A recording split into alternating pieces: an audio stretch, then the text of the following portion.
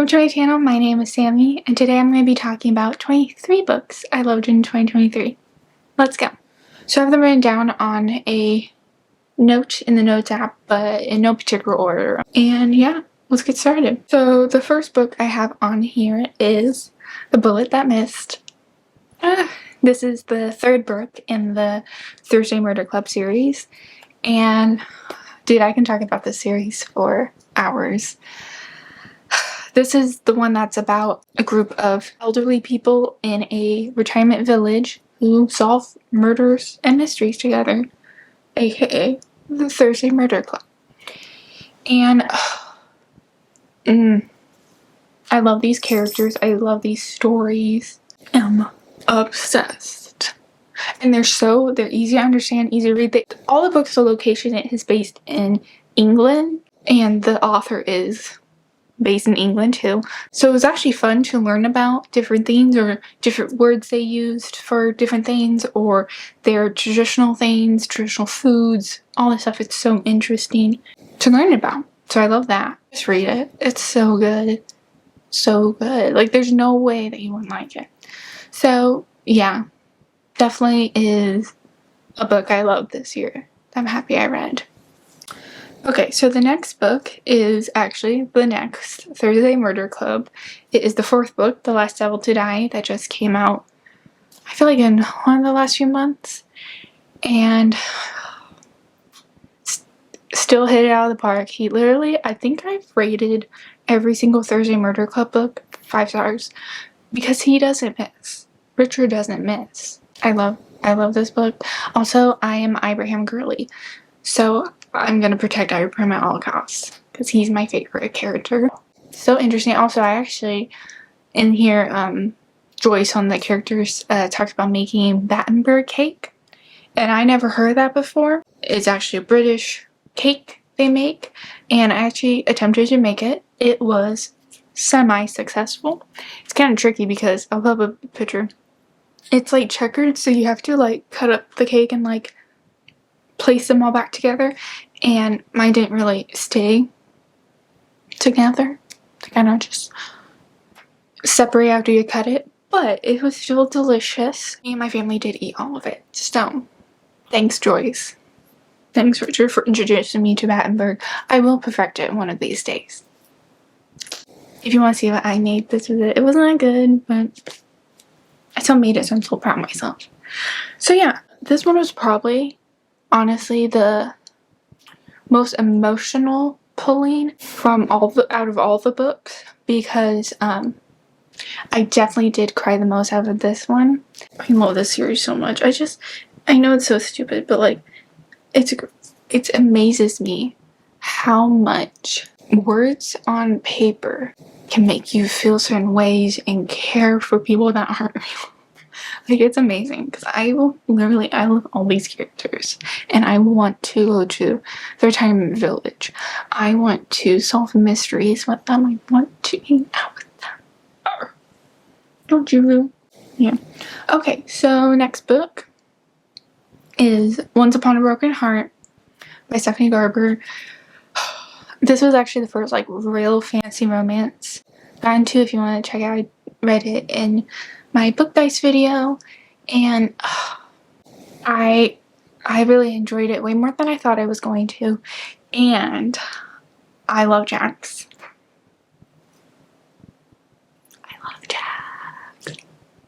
I am really curious how the rest of the series will go. It felt very like fairy tale princess like, and I feel like that, if I'm going into fantasy, if I'm going to read fantasy, that's what I want. I feel like that's what I would gravitate towards, that's what I want. I want like princesses or fairy tale. Like, I want the fancy dresses, going to a ball, like Bridgerton, but fancy. Now that's what I'm talking about. I'm really excited. Super easy to read. I think highly recommend that if you are trying to get into fantasy too. I would say try out Once Upon a Broken Heart. Okay, next is Salt and Sugar. I believe it was by Rebecca Calvaro, and oh my gosh, like randomly fell upon this book on Libby when I was just like, I just need a YA romance. Like, that's just what I was feeling. And I saw this one. It was talking about rival bakeries who are across the street from each other, Salt Bakery, Sugar Bakery, and their family, kind of like Romeo and Juliet. Their families never, like, got along. They always fought through different generations. And finally, you're not fighting no more. And maybe the grandchildren realize they shouldn't be fighting. You know, the classic. I am a sucker for the, like, rival families. Would you call that trope? I don't know, like the Romeo and Juliet, you know, like, can't be together, families hate each other, but then they fall in love. And, like, brings the family to get both families together. Oh, it's so good. I can eat that up. But also, too, by speaking of eating, if you're gonna read this book, get snacks. Because it makes you so hungry. Because the way she describes the food that they bake in the bakeries makes you hungry. Also, I don't know if I said, this is, I believe, based in Colombia. It's a different country. I really loved learning about that and learning about the different culture. It was really interesting to learn about. And also, just a little side thing, the main girl had glasses. And I like the representation, you know? I like being seen. You know, I like seeing myself in characters. Yeah. This one, it's just, no, it's so good. Okay, next is Divine Rivals. I won't talk too much about this because I believe the boycott's still going on. So all I'm saying is,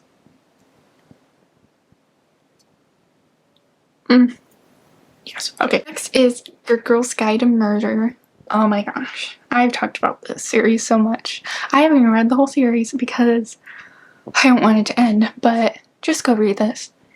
It's a YA mystery about a girl who investigates a cold case as her senior project. Oh my god, it's so good. It's so good. I kind of want to read it again because it's so good. And I keep, like, thinking about it lately, these past few days. I just, like, been like, oh yeah, I remember that happening. I'm so excited for it. I think it's the BBC is doing a series on it, a TV series. And I'm for sure watching that 100%. It's such an interesting concept. It's not, like, nothing I've ever read. And I want to reread the first one even though I haven't finished the series. Because I just know in my heart that, like, the first one's my favorite and will be my favorite. Even though I haven't read the second and third, I know because she's going to be in college. It's not going to be the same premise of her solving a cold case on a senior project, but I know she's still going to be solving mysteries. So excited to read that. Okay, next is Dumb Witness by Agatha Christie. This is a Perrault novel. And I really enjoyed this one. Pretty much every Perrault one I enjoy. Any Agatha Christie, I enjoy it. This one is about an older woman dies and Perrault receives a letter from her, which is his normal. Perrault receives a lot of letters. That's how people get in contact with him to help, you know, with a case or investigation stuff. But then he realized that it's postmarked after she died. How did a dead lady send him a letter? So it goes into all that. This is crazy. This one's good if you like the, like, family drama stuff. If you like that. It has a lot of that. It has the puppers. If you like puppies, just have that in there. He kind of gets framed at one point to causing injury to the older lady, not killing her, but before she gets injured by allegedly tripping on the dog's toy ball and falling down the stairs. But is he innocent? He might be. We'll see. You just have to read it, find out. But yeah, no, this one was really interesting because it was a big case of, like, pretty much the premise, the whole thing trying to solve is, was this a natural death, accidental, or murder? And so it was really interesting going through it and, like, Perrault not letting it go because he does that a lot. He gets fixated on stuff and he's like, I can't let this go. And yeah, trying to figure out how this woman died. And especially like so interesting back then, because obviously, you know, when Agatha wrote this, you didn't have DNA, and the way that she has them to be able to solve it is so interesting. And yeah, really enjoyed this one. Next is The Lincoln Highway by Immortals. I don't know how to say his name, I'm so sorry. So Lincoln Highway. This is about, this is a historical fiction. This is about two brothers go on the journey across the Lincoln Highway to get to California, get a brand new start. Yeah, this whole thing, they got a little sidetracked with these other two guys who kind of, forced themselves into the trip too, along with them. And yeah, it's kind of hard to describe and also not spoil anything, because also so many things happen. Like, I'm pretty sure this is a span of like a week or like 5 days, something like that. And this book is 500 pages long. But hear this out. Wait for this. I read this 500-page book in like 2 to 3 days. That's how fast-paced and interesting it was. I couldn't put it down. Some of the characters you just fall in love with. And the like journeys they go on is insane. The way the time is described, like I felt like I could totally like he just would describe a scene of a city downtown, and I felt like I could see the buildings, I could see it, I could fully see in my head the way he described it. And so cool. Awesome. Go California. Woo woo. Actually, I have seen some of the Lincoln Highway signs around my town, so that's really cool. So yeah, definitely recommend that one. I am curious to try out some of his other books. I know a lot of people rave about his book, A Gentleman in Moscow, I think it's called.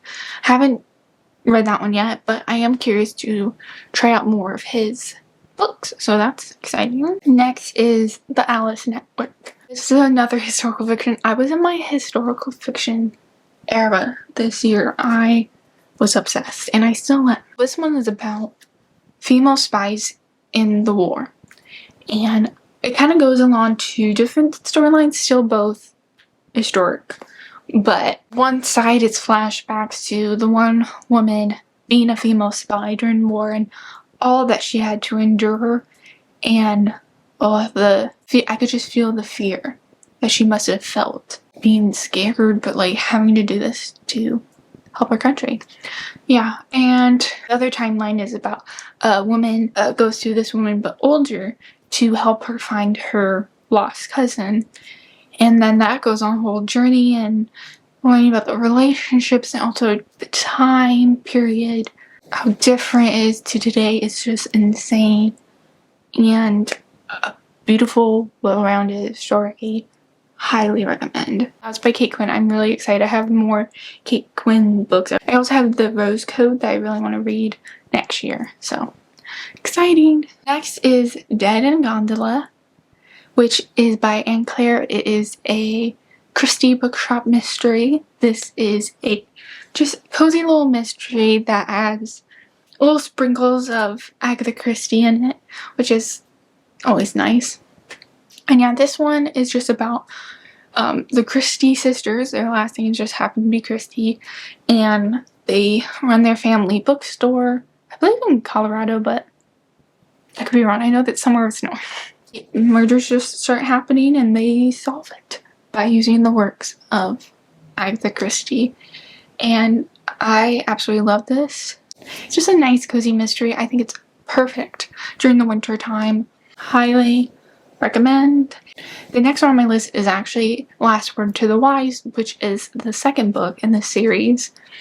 And I did get this one as an ARC because I loved the first one so much. I was like, I need to read the new one coming out. And this one continues, same characters, just a different murder and mystery to solve. This one was interesting, or may involve one of the sisters, so that was really interesting. I recommend if you love cozy mysteries, or if you're trying to start into mystery. I think these are really easy to understand, fast-paced, great beginner books. Okay, next is The Bodyguard by Catherine Center.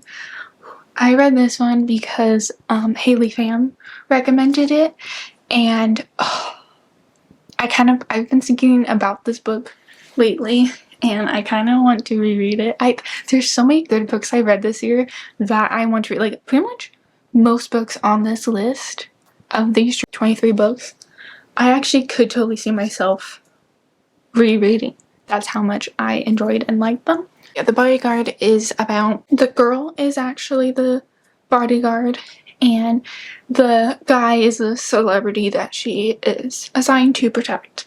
And as their cover, they tend to be dating, so no one would realize that she's the bodyguard. And I just love that the woman was the bodyguard. I thought that was really interesting, and I love these characters. I love this setting. There's so many good things in this book. Love it. Highly recommend. Next is Better Than the Movies by Lynn Painter. This is actually the book that I've read twice this year and did not regret it. Absolutely love it. This is a YA romance. So good. This is about Wes and Liz, who are next door neighbors. Kind of always been frenemies, kind of. So Liz actually makes a deal with Wes that if he helps her get a guy she likes, Michael, who's just came back into town, then she will give him the spot, which is the parking spot right in front of their houses that they fight over every day. So they kind of go on this kind of fake dating thing to kind of make Michael jealous and all this. It's really cute to not just see their story, but also see them grow into a friendship that kind of realize they missed out on and they kind of always wanted. I really need this to be made into a movie. So many cute scenes, cute lines. Also, each chapter has a quote from a romance movie. So stinking cute. If you love romance, read it. Read it. Even if you don't like romance, I think this is such a cute book. Such a cute book. The only trigger warning is there is mentions about grief in there, so little warning, but Wes and Liz. Next one is Daisy Jones and the Six by Taylor Jenkins Reid. Wow.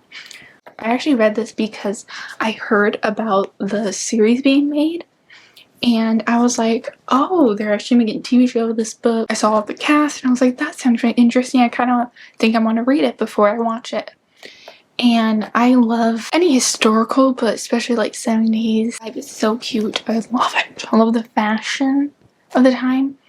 And the premise of this book being like, it's basically written in like interview style. Still has chapters, but it's written in interview style. And it's so interesting. Something like nothing like I've ever read before. Very unique. And I absolutely loved the story, the characters, the music. Especially, of course, the series. I do have to give props because we actually got to hear the music. Obviously, she did have, in the back of the book, a few songs written, but, like, it's not the same as hearing it, you know? And their voices are beautiful, instruments, everything. Oh, it's so good. I still listen to that album on repeat. So good. And also, I personally feel like they did the series very well. It's one of those few book adaptations that I actually think they did right. They didn't, like, of course, there's probably a few little things they, you know, left out. So it's a little like, but, you know, honestly, probably the best that we could have gotten. And I love this book way more than I thought I was going to do, honestly. I remember staying up every night reading it. I think I binged it in like 2 days because it was so interesting. I wanted to find out what happened, you know? And I may have blown my eyes out then. And just basically go read it. Next is Hidden Figures. So this one is about African American women working at NASA and the journey and obstacles they had to go through to do their job, make history. So interesting. I know some schools have this as a mandatory reading, and I kind of wish we did. My school didn't. And so interesting. I actually watched the movie right after I read it. So good. And I just learned so many things I didn't know, and also learning about like how NASA, how they managed to get a man on the moon, and also how like there was this one of the women, so like, she was so good at numbers and math, and like she was too good that they couldn't just put her aside because she was an African American woman. They had to let her do her job and do it quite well. And also how much they like paved the way for women today in NASA, which is really cool, and I highly recommend reading that one. So interesting. So the next book is Nora Goes Off Script, which this is a romance. So this is about a woman who is a movie script writer, specifically romance genre. So one of her scripts is being made into a movie, but they actually wanted to film it at her house. She had a beautiful home, and so she agreed to it. But then after the whole production was done and everyone left, turns out not everyone left, and one of the main movie stars, he needed a break and asked to stay with her for a little bit, with her 2 children, I believe. And yeah, that's pretty much the premise of it. Learning about her job was interesting. It was just a very interesting book. I really felt like it did feel like a Hallmark movie, but in book form. And I really enjoyed it. Love all the characters. Next is One True Loves by Taylor Jenkins Reid. I read this because I read Daisy Jones and Six, and I wanted to try another Taylor Jenkins Reid. I wanted to try a romance of hers. And this premise was so interesting. This one is about this woman. Husband goes missing on a flight, and he's presumed dead for years, and she finally is ready to move on and find new love, and she runs into a guy she went to school with, and they start a relationship, and then they get engaged, and the husband's found alive. Insane. Like, this was such an insane premise, but also like the way she did it made it seem so real and interesting. And When True Loves, like, it literally is that. And yes, and I'm pretty sure they made a movie of this one, and I still want to watch it. I haven't watched it yet. But also the woman family owns a bookstore, which is always fun to have in a book. And I really enjoyed this book. It's really so interesting, so like, oh, I don't want to be in her shoes, but like so interesting to be in her head for a little while. But yeah, so highly recommend. Next is The Personal Librarian. So this is about personal librarian Belle DaCosta Green, who was the personal librarian to J.P. Morgan.